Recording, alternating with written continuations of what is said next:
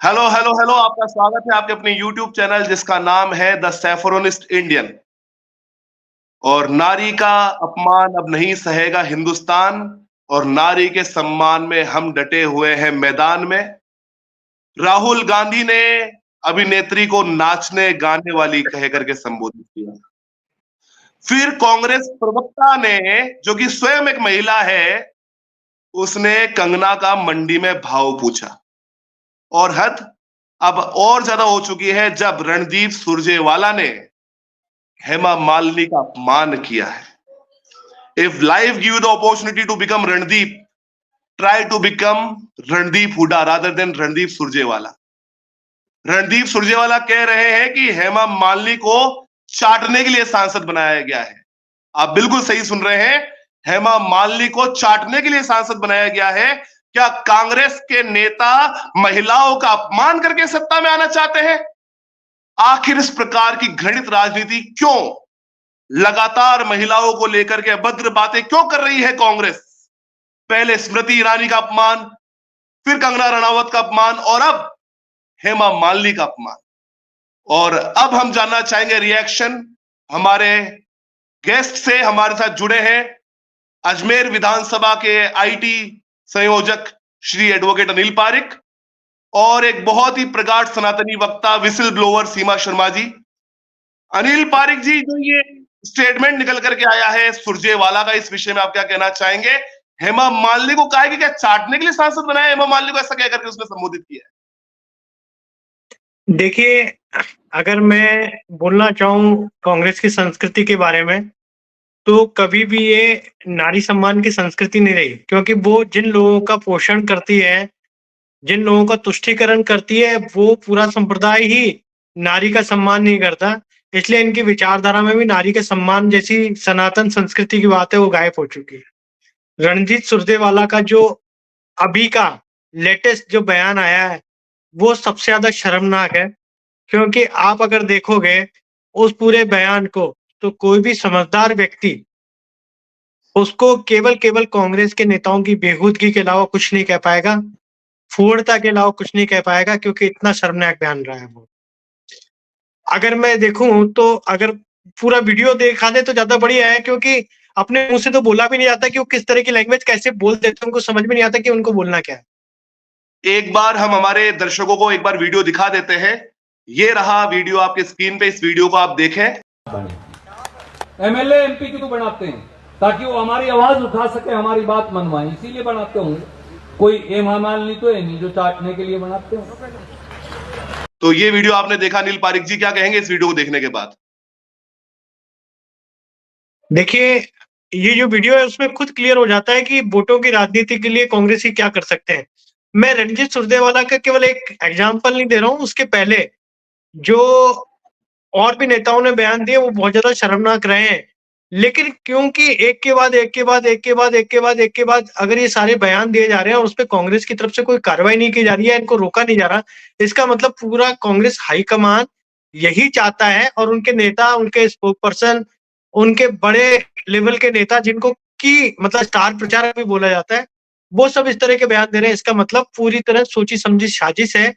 नारी के सम्मान के खिलाफ, नारी का अपमान करते हुए एक पूरा जो हमारा सनातन संस्कृति में जिसको सबसे ज्यादा सम्मान दिया था, उनका अपमान करना एक सोची समझी साजिश है। अब हम सीमा शर्मा जी का रिएक्शन जानना चाहेंगे। सीमा शर्मा जी, मातृ शक्ति के लिए रणदीप सुरजेवाला की अभद्र टिप्पणी कांग्रेस के वास्तविक चरित्र को साफ तौर पर दर्शाती है, और कांग्रेसी नेताओं के लिए अपनी दो शीर्ष महिला नेत्रियों के अलावा देश के अन्य किसी महिला के लिए कोई सम्मान नहीं है।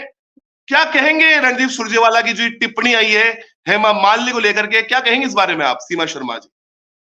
जी, पहले तो सभी को जय श्री राम, हर हर महादेव, वंदे मातरम। देखिए, ये भूमि है जहाँ पर नारी का पूजन होता है।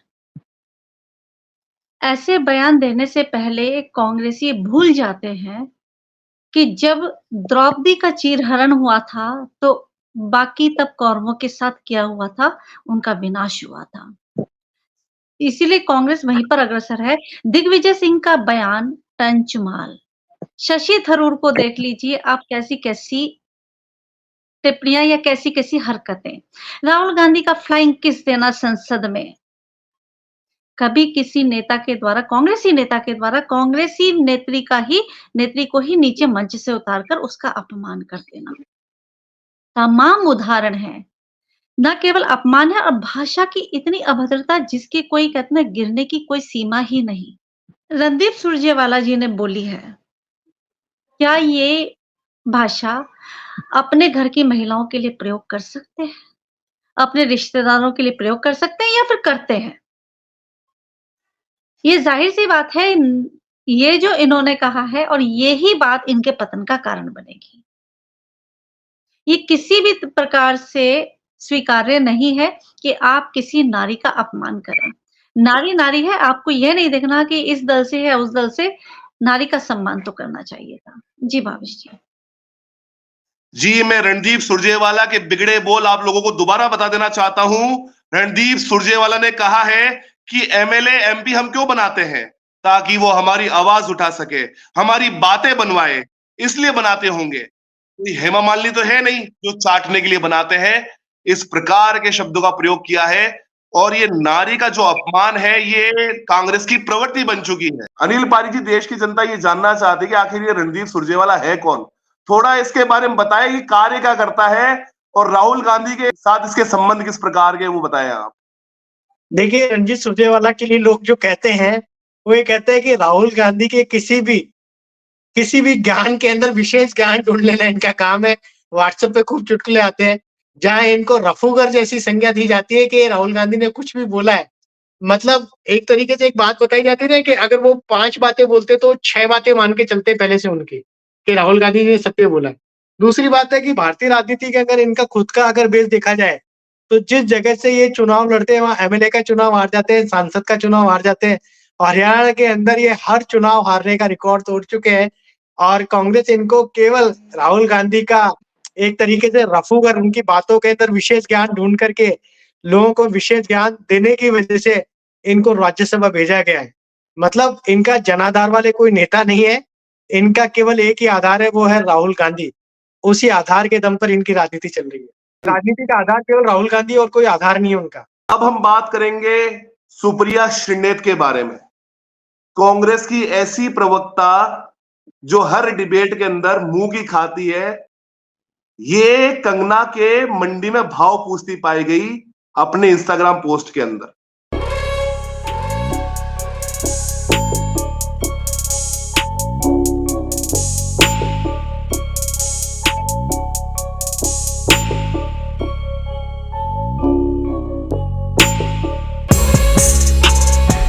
हम सभी जानते हैं कि कंगना एक बहुत शानदार अभिनेत्री है, राष्ट्रीय पुरस्कार प्राप्त कर चुकी है।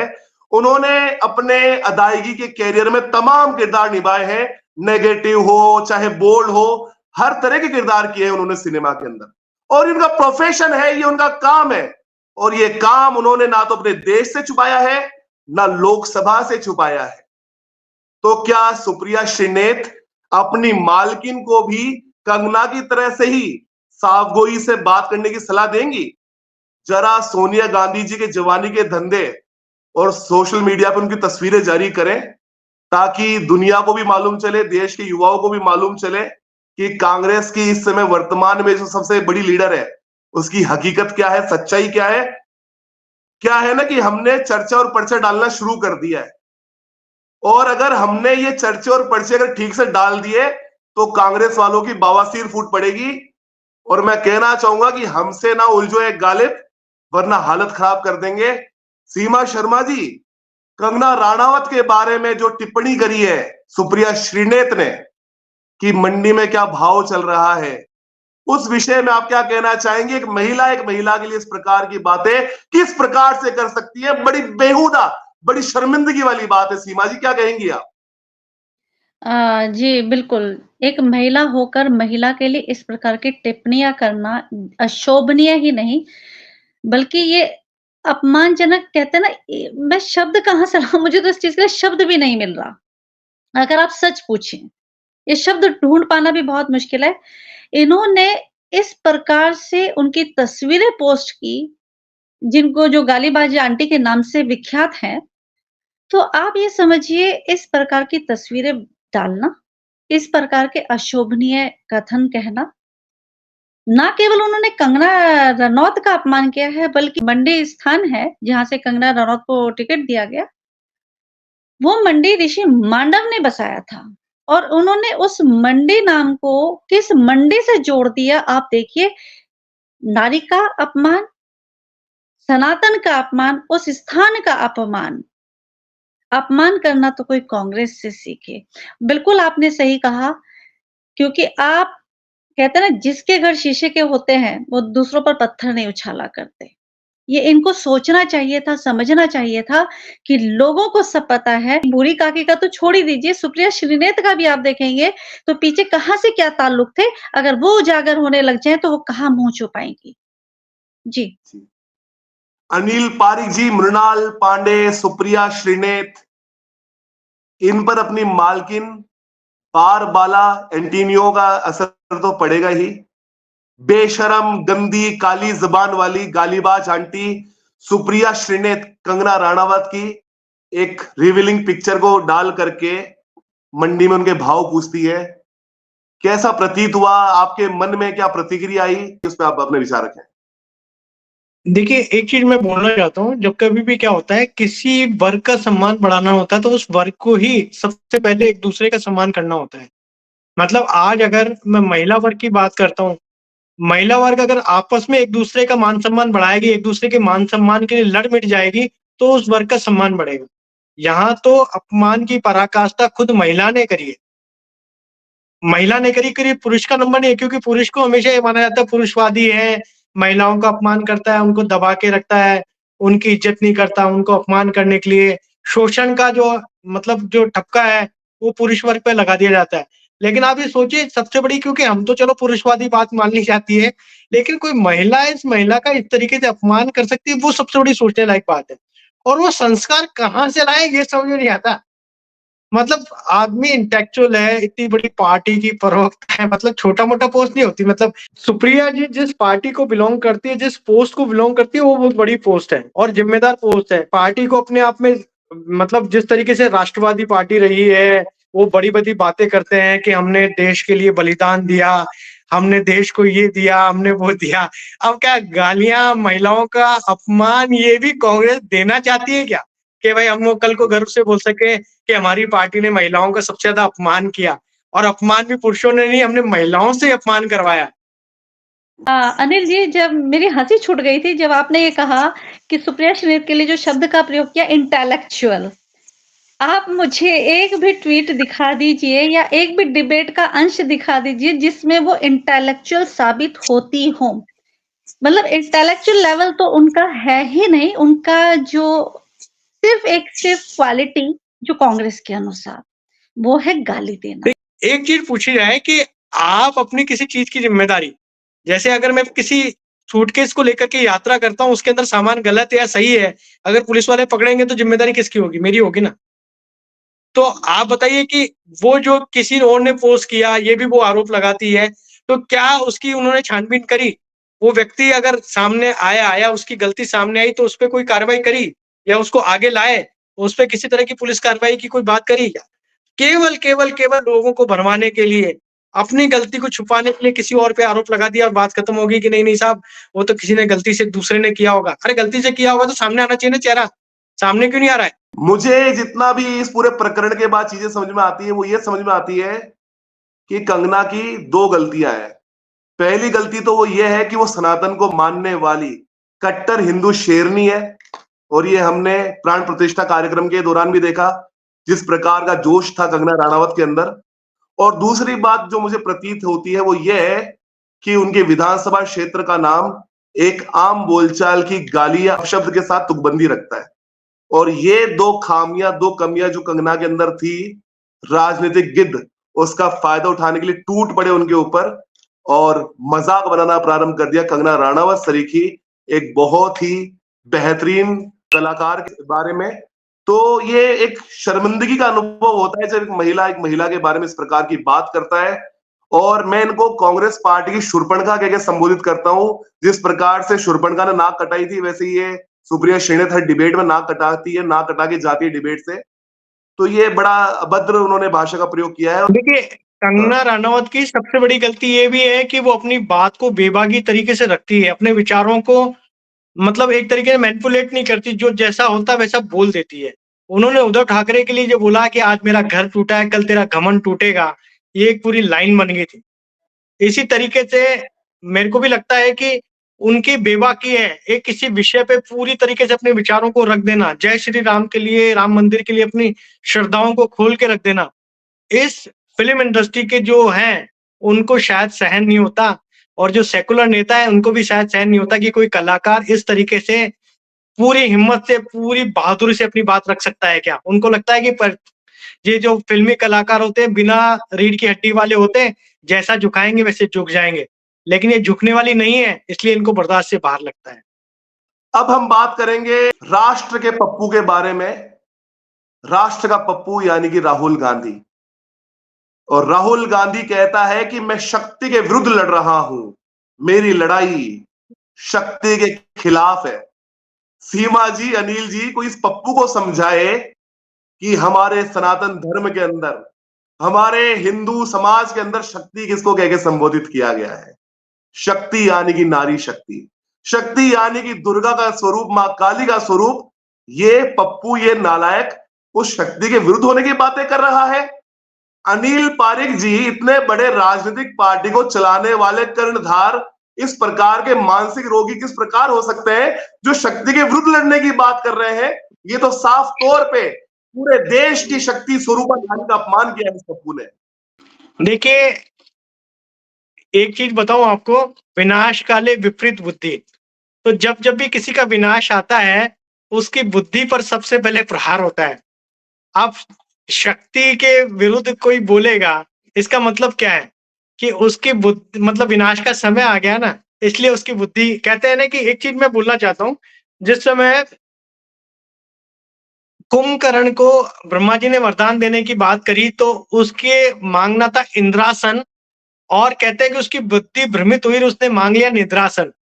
उसी तरीके से जब किसी का विनाश का समय आता है तो उसको बात करनी चाहिए स्त्री के सम्मान की, शक्ति के सम्मान की, शक्ति की पूजा की, और उसने शक्ति से लड़ाई की बात कर ली है, शक्ति को मिटाने की बात कर ली है।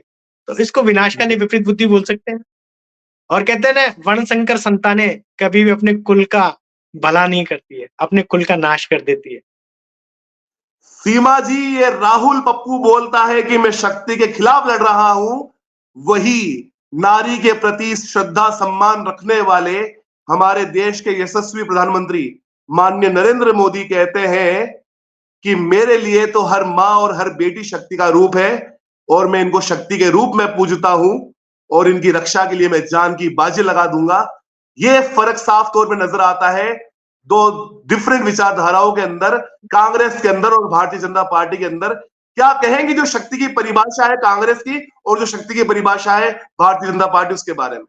जी भावेश जी, शक्ति का विरोध करना मतलब आप शक्ति के अगेंस्ट में है, यानी कि आपको शक्ति नहीं चाहिए, आप शक्ति विहीन रहना चाहते हैं। तो वही उनको मिलेगा, जैसे अभी बात हुई थी। और जैसे आपने कहा, नरेंद्र मोदी जी जिस प्रकार से शक्ति की उपासना करते हैं और जिस प्रकार से शक्ति, मात्र शक्ति को नमन करते हैं और उनके लिए कार्य करते हैं, तो वही उसको मिलेगा जो जैसी चीज चाहता है। ये शक्ति का अपमान कैसे नहीं करेंगे? शक्ति के विरुद्ध क्यों नहीं जाएंगे? जो ये कहे कि मंदिर के में वो लोग जाते हैं जो लड़कियां छेड़ने जाते हैं, आप उनसे उम्मीद करेंगे कि वो शक्ति की उपासना करेंगे। आप उनसे उम्मीद करेंगे जो कहा जाता है कि शायद मुस्लिम हैं पिता की ओर से, माँ की तरफ से क्रिश्चियन है, लेकिन नाम लिखा देते हैं अपना जब सोमनाथ मंदिर जाते हैं कि मैं दत्तात्रेय गोत्र से हूँ, पता नहीं कौन-सा गोत्र है, वो आज तक हमें दत्तात्रेय गोत्र तो नहीं मिला। वहां से वो बता देते हैं अपने आप को। शक्ति का अपमान तो करते हैं, सुकन्या। आप भूले हैं? शक्ति का सम्मान करते तो क्या सदन जैसे गरिमामय स्थान पर वो फ्लाइंग किस देते? अगर वो शक्ति की आराधना करने वाले होते तो सरेआम अपनी बहन को इस प्रकार से किस करते?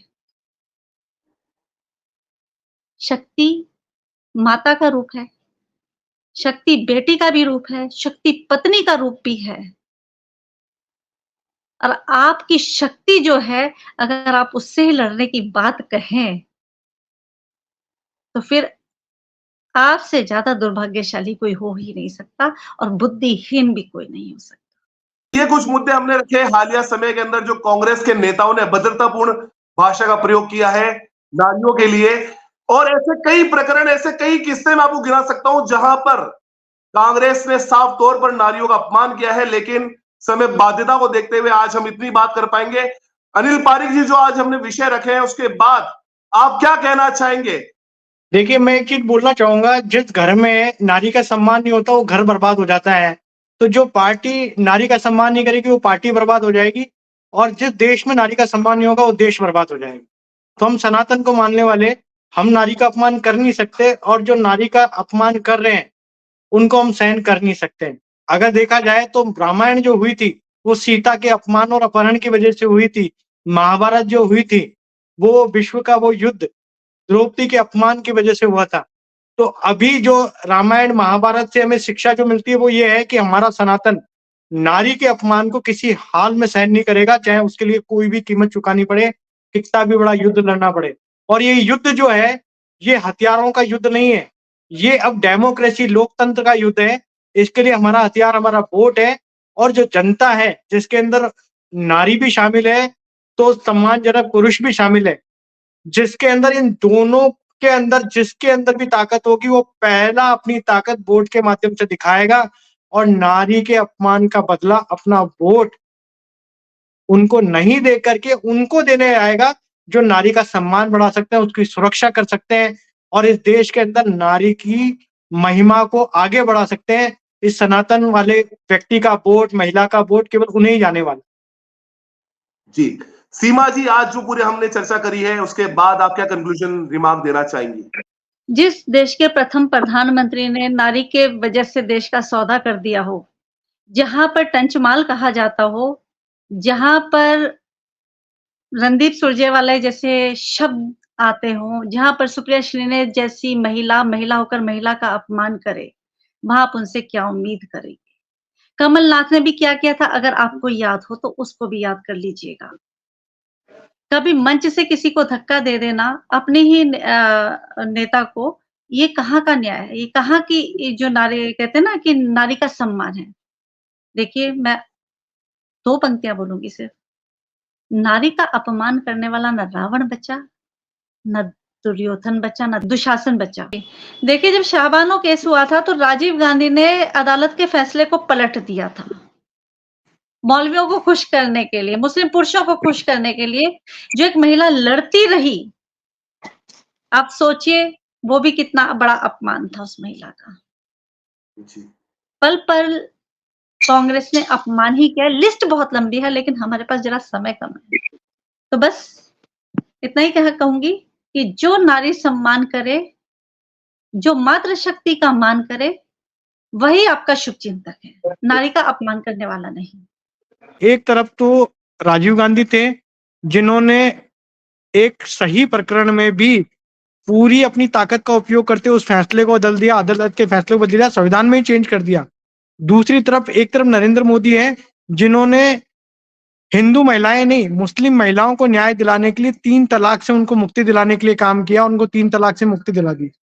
तो अंत में मैं केवल ये कहना चाहूंगा कि एक तरफ वो तालिबानी सोच है जो महिलाओं के खिलाफ है, और एक तरफ वो सनातनी सोच है जो महिलाओं को प्रथम स्थान पे रखती है। जहाँ पे मुस्लिम बहनों के लिए भी उन्होंने जो कार्य किया उसकी वजह से हिंदू बहनें, मुस्लिम बहनें, हिंदू माताएं, मुस्लिम माताएं और सभी पंथ संप्रदाय और धर्म की माताएं बहनें मोदी जी को वोट दे, क्योंकि मुझे एकमात्र आशा की किरण जो नजर आ रही है वो मोदी जी में नजर आ रही है, क्योंकि महिलाओं के सम्मान, आत्मसम्मान की अगर कोई लड़ाई लड़ सकता है, उनके लिए कोई सही फैसले ले सकता है, तो वो केवल एकमात्र मोदी ही है और कोई नहीं। जी मीनू जी, क्या कहेंगी आज इस पूरी चर्चा को सुनने के बाद आप? अब मुझे यही समझ ये चर्चा सुन करके कि चाहे कोई पार्टी हो, कोई देश हो, कोई स्थान हो, महिलाओं का सम्मान जहाँ नहीं होता है, फिर उस देश का, उस जगह का उत्थान हो ही नहीं सकता है, ना ही उस जगह की मानव का उत्थान होता है। पूरी पीढ़ी, आगे की जनरेशन जो होती है, वो भी कैसे उत्थान करेगी जहाँ पे नारी का सम्मान ही नहीं होगा। वो घर में जिनके साथ जहाँ पैदा होते हैं और वहाँ अपनी माँ का, अपनी बहन का ही सम्मान नहीं देखेंगे, तो फिर आगे उनकी सोच ही वैसी होगी, संकीर्ण होगी। इसलिए कहा गया ना, वेद पुराणों में भी उल्लेखित है कि शिव भी शक्ति बिना है सौ समान। शिव भी शक्ति बिना है सौ समान। तो क्यों भूल जाता है इंसान नारी का करना सम्मान? वो क्यों भूल जाते हैं कि ममता, करुणा, साहस और संवेदना का जीवंत रंग भरकर परमात्मा ने नारी में स्वयं का ही एक सुंदर रचा है आयाम। वो उन्हें मात्र भोग की वस्तु, कोमल अज्ञान क्यों समझते हैं और उनका करते हैं अपमान। बस यही है कि अगर जिस ये बात उन्हें समझ में आ जाएगी कि वो नारी का अपमान करके ईश्वर की इस अनुपम रचना का अपमान कर रहे हैं, तो उनका उत्थान कभी नहीं हो सकता है, उनका पतन निश्चित है। तो परमात्मा को अगर वो मानते हैं, जो ईश्वर को मानते हैं, वो नारी का सम्मान करना कभी नहीं भूलेंगे। वो हमेशा नारी का सम्मान करेंगे। और जिनमें परमात्मा का कोई सम्मान ही नहीं, उनमें कोई विश्वास ही नहीं, वो नारी को कभी समझेंगे ही नहीं। मैं कहना चाहूंगा कि महिलाओं को गाली देना, महिलाओं का अपमान करना कांग्रेस के डीएनए में है और इस अपमान का बदला आगामी लोकसभा चुनाव 2024 के अंदर मेरे देश की माताएं, बहनें, बेटियां जरूर लेंगी। ये देश वो देश है जहां कहा जाता है कि यत्र नार्यस्तु पूज्यते रमन्ते तत्र देवता। ये वो देश जहां पूजा होती है माँ दुर्गा, सरस्वती, लक्ष्मी, सीता और सावित्री की, जहां मातृत्व को ही सर्वश्रेष्ठ माना जाता है। वहां ये तथाकथित राजनेता सार्वजनिक मंच पर चढ़ करके महिलाओं के लिए इस प्रकार के दुराचारी शब्दों का प्रयोग करते हैं, उनको प्रताड़ित करते हैं। तो आप समझ सकते हैं कि महिलाओं का कितना सम्मान अपने अपने आमजन की जिंदगी में करते होंगे। आने वाले 4 जून को इन नेताओं को मेरे देश की माताएं, बहनें, बेटियां जवाब जरूर देंगी। और मेरे भारत की मातृशक्ति से मैं कहना चाहूंगा कि आगामी लोकसभा चुनाव में हमने लक्ष्य रखा है अब की बार 400 पार, उसको पूर्ण करने में हमारी मदद करें, क्योंकि आपके मदद, आपके सहयोग के बिना इस लक्ष्य को हम प्राप्त नहीं कर सकते हैं। बाकी आप खुद समझदार हैं, आप अगर इस चर्चा को सुनेंगे तो आपको पता लग जाएगा कि कौन सी पार्टी महिलाओं के लिए, इस देश के लिए आवश्यक है और जरूरी है। तो आज के लिए इतना ही, मिलते हैं अगली वीडियो में। इस वीडियो को लाइक, शेयर, सब्सक्राइब करना मत भूलिएगा। धन्यवाद।